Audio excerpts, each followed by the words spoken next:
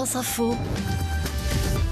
Et tout est plus clair. On en vient donc à la colère, l'inquiétude des enseignants-chercheurs déjà opposés à la réforme des retraites et qui ces derniers jours ont multiplié les actions dans les universités, cette fois contre la future loi de programmation de la recherche. Le texte doit être présenté d'ici début avril en Conseil des ministres et avant même d'être dévoilé, cette loi cristallise les peurs d'une profession qui met en avant le manque de moyens. On en parle avec nos deux invités, une représentante des enseignants-chercheurs et la vice-présidente de la conférence des présidents d'université. D'abord, illustration de ce malaise à l'université Paris 8 en Seine-Saint-Denis où s'est rendu Alexis Morel et où des enseignants se sont carrément prononcés pour la fermeture de la première année de licence informatique, faute de moyens justement. Dans la grande salle de la licence informatique, cet après-midi-là, enseignants et étudiants sont réunis en assemblée générale. Ok, on est là pour vous et nous on l'aime notre métier. C'est juste que là, c'est plus possible de le faire comme il faut. Les profs expliquent pourquoi la moitié d'entre eux a voté la fermeture de la première année d'informatique l'an prochain. Décision forte, surtout symbolique pour l'instant, façon pour eux de dire qu'ils n'ont plus les moyens d'enseigner convenablement face à une promo de 90 étudiants. Il fut un temps où on bricolait un peu, mais ça restait raisonnable. Depuis 6 mois, 1 an, ce n'est plus possible de bricoler. Farès est enseignant-chercheur, maître de conférences. On a un nombre d'étudiants qui est plutôt en progression et en parallèle, 30% d'enseignants en moins. À peu près 5 postes en moins qu'on a perdu en 2 ans. Par exemple, un cours que j'ai donné cette année à une classe en cours magistral, là où avant on faisait les séances de TD à 30-35 étudiants. Cette année, on était 70. Des postes en moins, pas assez d'ordinateurs pour tous les étudiants, pour les enseignants non plus d'ailleurs. Jean-Jacques, 29 ans de carrière universitaire. Je suis enseignant en informatique. Demander à pouvoir avoir un ordinateur quand j'ai un ordinateur qui a été volé.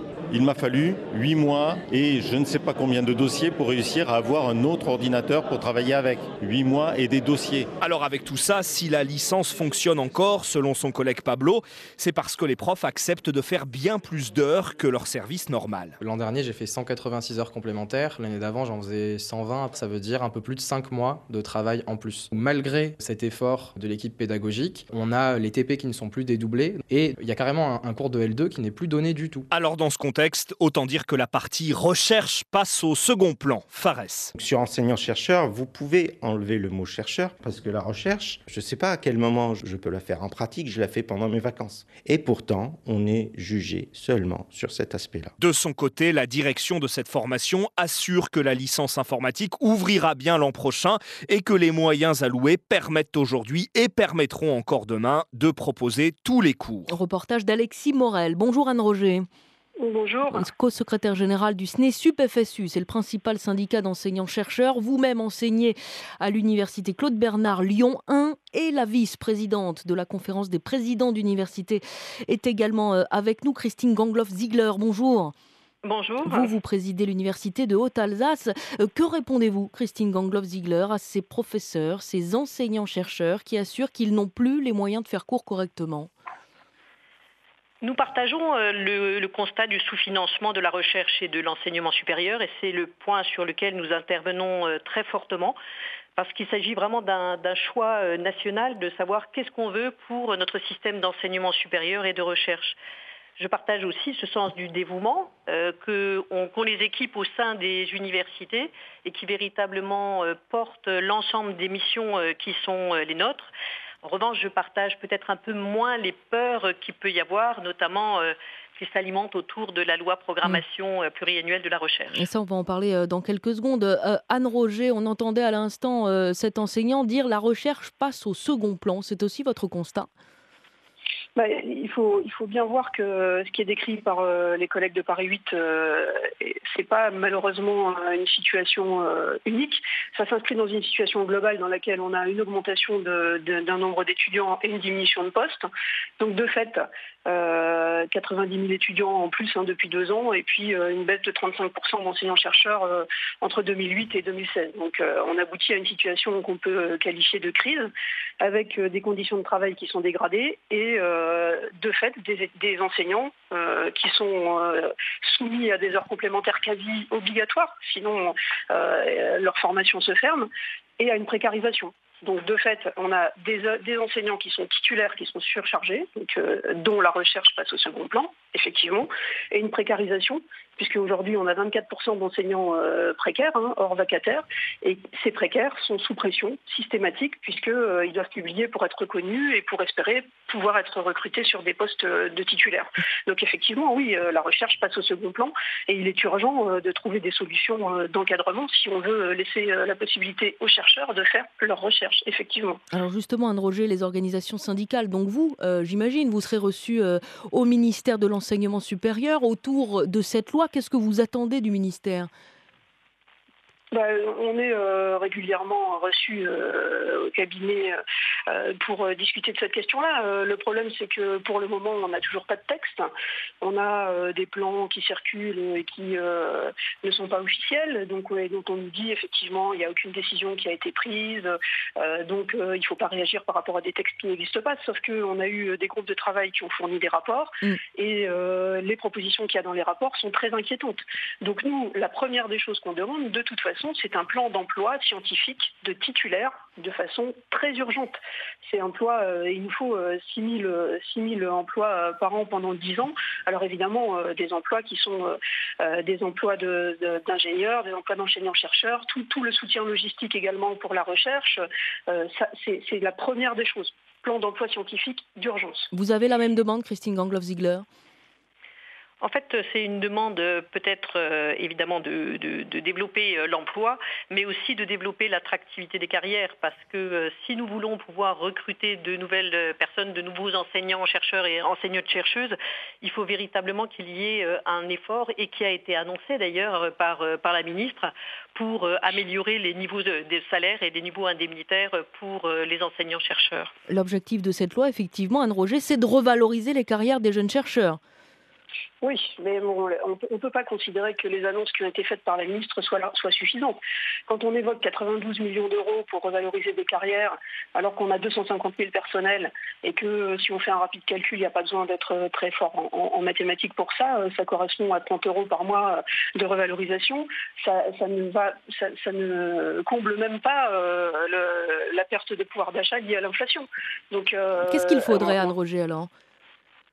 Nous, on demande très clairement, il faut 3 milliards d'euros sur 10 ans, par an pendant 10 ans, pour pouvoir à minima rattraper tout le retard que l'on a sur les carrières, mais également tout ce qu'on va perdre sur tout ce qui est annoncé concernant la loi retraite, la réforme des retraites, qui va nous faire perdre 30% de pension à minima. Donc 92 millions d'euros plus quelques mesurettes pour les 2 SMIC en début de carrière, ce qui est une bonne mesure, ça correspond à 118 millions annoncés, alors qu'il en faut des milliards. Il n'y a pas assez, effectivement, Christine Gangloff-Ziegler ?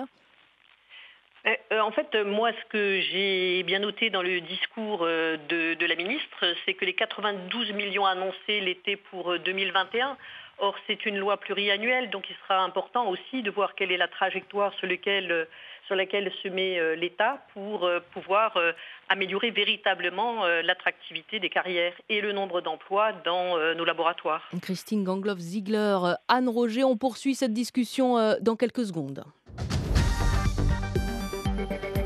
France Info, le midi 14h de Marie Bernardo. Et suite donc à suivre de notre dossier débat sur l'inquiétude des enseignants-chercheurs. Le fil info d'abord, 13h50, Thomas Benet. France Info.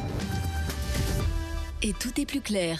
Christine Gangloff-Ziegler, vice-présidente de la conférence des présidents d'université, et Anne-Roger, co-secrétaire générale du SNESUP FSU, principal syndicat d'enseignants-chercheurs, sont nos deux invités pour évoquer donc ces inquiétudes des enseignants-chercheurs autour de la future loi de programmation de la recherche. On évoquait à l'instant cette loi. Donc Anne-Roger, est-ce que tout vient finalement, est-ce que les problèmes viennent de la loi d'autonomie des universités ? Le départ est effectivement, depuis 2007, la situation n'a fait que se dégrader, effectivement, oui, puisque la précarisation n'a fait qu'augmenter depuis cette période-là, l'explosion des contractuels, plus le changement de statut des universités, effectivement, oui, on peut considérer que 2007 est un point de départ possible, oui. Christine Gangloff-Ziegler, est-ce que vous partagez cette analyse ? Pour ce qui me concerne, il me semble que ce n'est pas tant lié à la loi LRU sur l'autonomie des universités qu'au sous-financement des universités, puisque au moment du passage à l'autonomie, il avait été annoncé des augmentations du financement des universités. La crise de 2008 étant passée par là, finalement, les annonces d'1 milliard par an n'ont pas été suivies d'effet. Je pense que c'est surtout ce sous-financement qui aujourd'hui met les universités en difficulté. Anne Roger, on l'évoquait, vous l'avez dit il y a un instant, la loi n'a pas été dévoilée, mais des rapports contenant des pistes ont donc été publiés. Première crainte, le financement de la recherche. Pourquoi ? Le financement de la recherche, parce que apparemment... Qu'est-ce qui changerait ? Qu'est-ce qui changerait ? C'est surtout une augmentation du financement par appel à projet qui fait qu'on risque d'aboutir avec ce type de financement à une recherche à deux vitesses, puisque qui dit appel à projet dit un certain nombre de candidats non reçus et un certain temps passé pour formuler les appels à projet. Donc, de fait, on a des collègues qui seront financés pour leur recherche à grande hauteur en fonction de la dimension du projet, et puis d'autres qui n'auront pas grand-chose. Donc nous, ce qu'on demande, c'est un financement récurrent, des crédits de base sur les laboratoires qui soit à hauteur des 2/3 des budgets et non pas aujourd'hui comme un tiers. Ce qui est souhaité, c'est 1/3 des budgets. Donc on demande des crédits récurrents qui permettent à tous de fonctionner sur un temps long et de façon sereine, et non pas à être soumis systématiquement à des évaluations qui amènent la poursuite ou non du financement. Vos craintes, c'est que les sciences humaines et sociales, par exemple, risquent d'y perdre avec des financements alloués en priorité, par exemple aux sciences en lien avec le monde économique ? Oui, puisqu'on voit que dans le projet de loi, le versant innovation est très fortement présent, et le pilotage par les entreprises et par le secteur économique est très présent également.